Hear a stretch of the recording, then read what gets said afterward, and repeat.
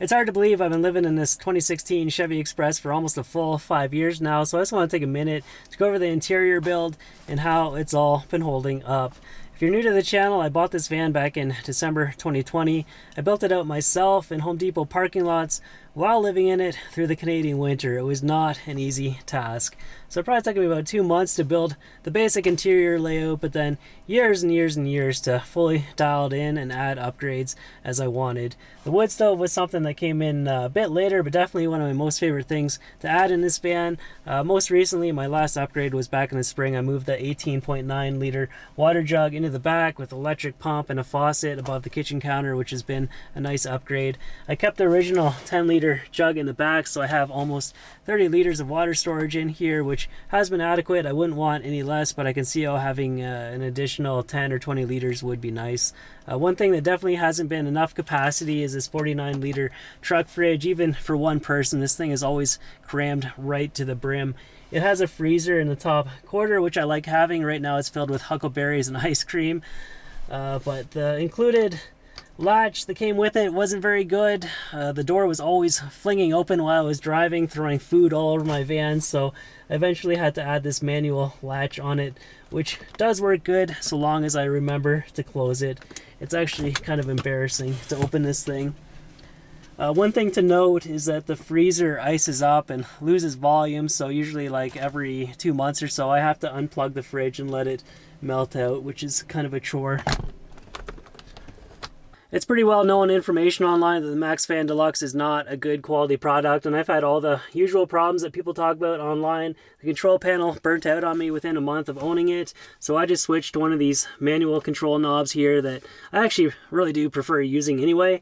But because this uses a brushed motor, it tends to be really squeaky. I had some luck about a year ago. I opened up the motor, then I sanded down the brushes so they were flat again, and that worked good up until about a month ago, and one of the housings around the brushes melted, and there's nothing I could do to fix it at that point, so I had the choice to buy the new fancy AirPlus brushless roof vent. But the catch with that is that it's over $800 Canadian, and it's hard to justify spending that much money on a fan in 2025, so instead I found a replacement motor online for like $100, and it took me like 5 minutes to swap it out and wire it in, so I should be good for the next 4 years on that. But moral of the story, if you're just starting out with a van build now, don't buy the MaxxFan Deluxe.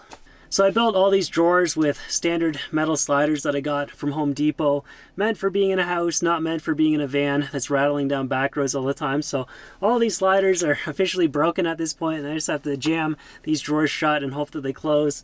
This drawer was my survivor. It lasted the longest. Finally last week it fell off the rails, and the annoying part is that I built in the wood stove afterwards, so I can't fully pull the drawer out to fix it, so it's just gonna like have to exist as broken until the end of time. So in hindsight, I wish I would have tried on my own to build sliders out of like wooden slats, and maybe that would have been more durable.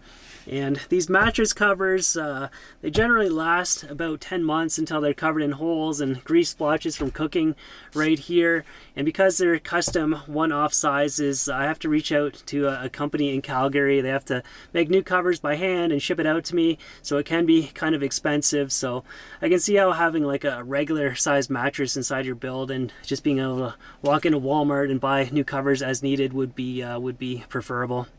In terms of storage space, I definitely wish that I had more. Every nook and cranny is just stuffed with things. The front passenger seat is always overflowing with gear, so definitely wish I had more cubbies and shelves and things to store stuff. But I have another problem that goes along with that. Last I checked, this van is right on the GVWR, and I've had a few different issues with components on the rear suspension breaking on me. So if you're wanting to do a full-on build in an Express 2500, like, you must, there's no choice, you have to upgrade the rear suspension. It's something that I neglected to do, and I've definitely paid the price for it. So yeah, I'm not really keen to add more bulk into this build.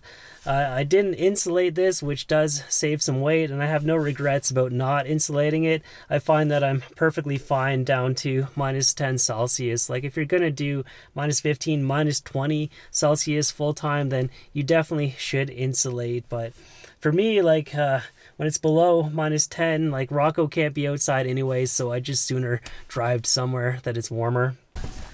Well, I think that's all I have to say for now. It's time to go climb a mountain.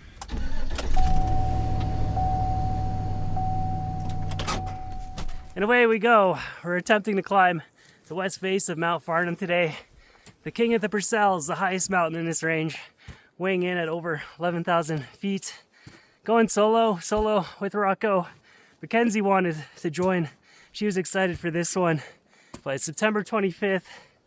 The weather's nice. The mountain is free of snow, but I'm concerned the next rain system that comes through could very well dump snow, and then we'd have to wait till next year. So I want to try and squeeze this one in before it's too late. At 6 a.m. start. It's dark. I shall fear no evil. I shall fear no bear. This is another one of those typical short but steep Purcell summits. Every step you take is up. I feel like I'm gaining a meter with every step. Alright, we're out of the forest. Gotta continue on up. The scree and towels here. How's that for a backdrop? Just another day on your average BC logging road. I hiked up here about 3 years ago because I'd heard there's a class 4 route going up the west face, but the information I had was extremely vague and I couldn't figure out where to go. So this time I'm armed with a GPS track. I think this is one that you really want to make sure you're in the right place. But they rated it at class 5.0 and they did 2 rappels on the way down, but I got conflicting information on what length of rope to bring. I've got a 35 meter and a 60 meter. Maybe the 35 would have worked, but I decided to bring the 60. But of course, like everything today, depends on whether or not I can get Rocco up there safely. 2.5 hours in, not much to report. Just slogging away here. The sky's been clear over the last week, but suddenly it's smoky again today. Unfortunately, I'm not sure I'll get a great view, but maybe another half hour of this should reach the first pitch of climbing. This is another mountain that's been on my list for a really long time. If I manage to reach the top, I'll be overwhelmingly happy with all the summits that I got this season. I'm already happy. This one will just be like the icing on the cake. I just crossed over 3,000 meters. We're getting up there. I think I see where I'm supposed to go. Rocco knows where to go. She's got summit fever again. I think I got to get to the top of that ski ramp there.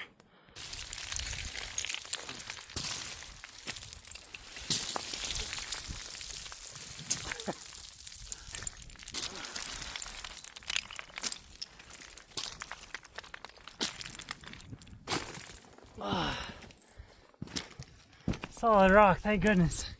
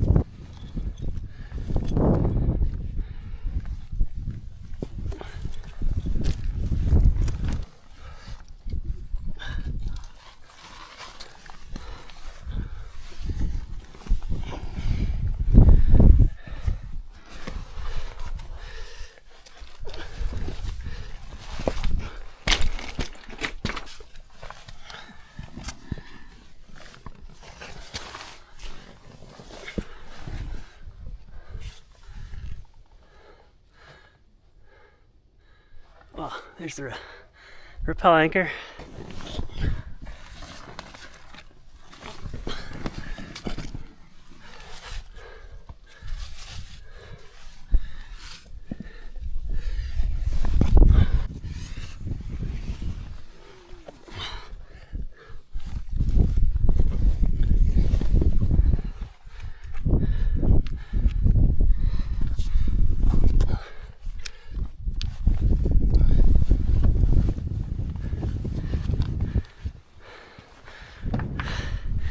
Yeah, that was awesome.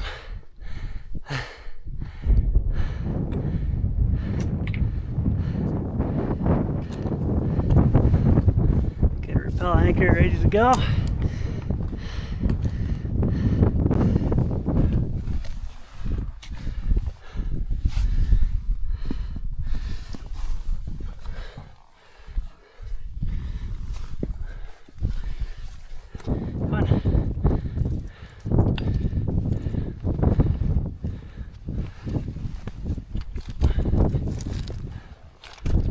This is the last rappel station, so I'm just gonna leave my rope and harness here.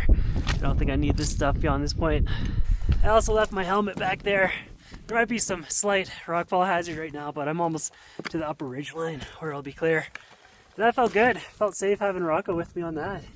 I think she's probably fine, up to like 5'2", 5'3" maybe. It also helps if I have someone with me who can like grab her from above. But yeah, no problem there.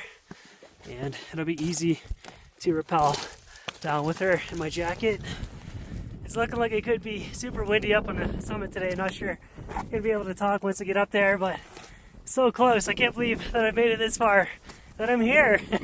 This is awesome. Mount Farnham, king of the Purcells.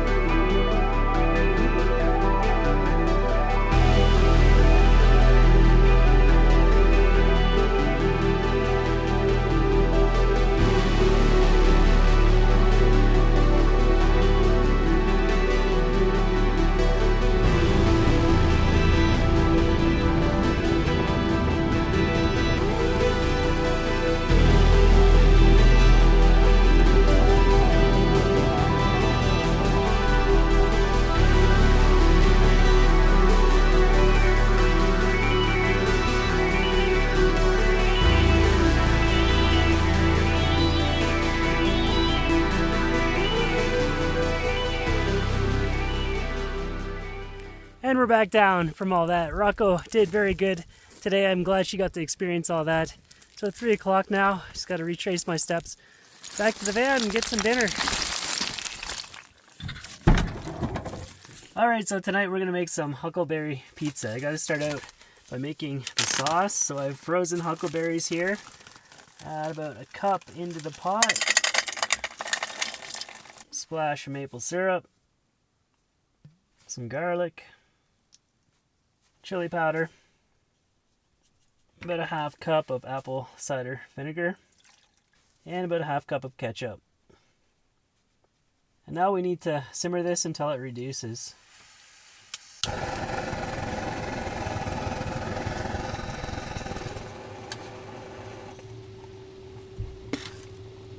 Some pizza dough here that I made earlier.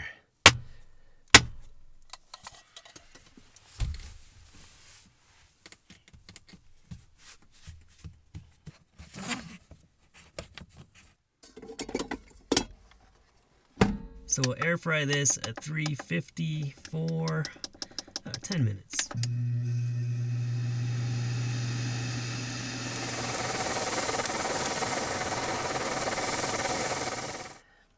Time to start assembling this masterpiece. Start with the huckleberry sauce on the bottom.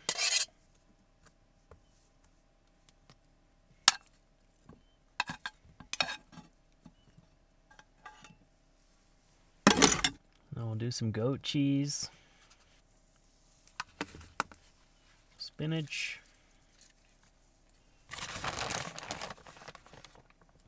some mozzarella, and we'll throw it in the air fryer.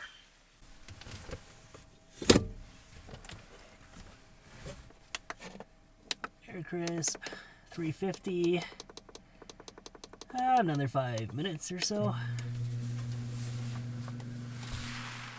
Celebrating the end of another huckleberry season in a big way. Let's give this a try. Yep. It's the goat cheese that does it. This is even better than the huckleberry ribs. Look at this pizza. Just look at it. This is so good. I'm glad I managed to sneak in Mount Farnham and share that adventure before it was too late. It was raining last night, so I'm pretty sure it was dumping snow up in those summits. So big mountain season could be over for another year. But hope you guys had a great summer as well. Sorry if the video quality was a little off on this episode. I was having some troubles with my main camera that I use inside the van. So yet another thing that I need to get fixed. But hope everyone's doing good, and I'll see you in the next one.